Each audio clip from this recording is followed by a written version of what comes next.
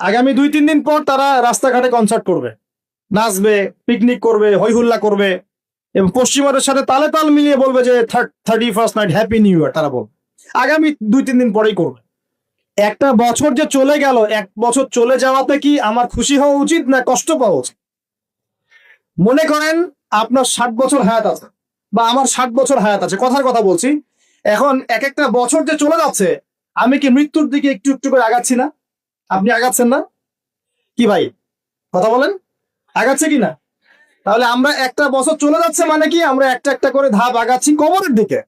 তার মানে 1 বছরে আমি কতটুকু নামাজ পড়লাম, কতটুকু রোজা রাখলাম, কতটুকু তসবিহ তাহলিল করলাম, কতটুকু দাওয়াতি কাজ করলাম, দিনের জন্য কতটুকু কি করলাম, এইটা ফিকির করা উচিত না আমার?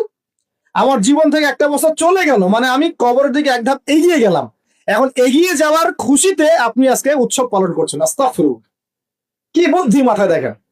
জীবন থেকে একটা বছর হায়াত কেটে পড়ে গেল, এটাতে সে খুশি হয়েছে এবং খুশি হয়ে সে উৎসব পালন করছে, কনসার্ট করছে, ঢাকঢোল পিটাচ্ছে, পিকনিক করছে।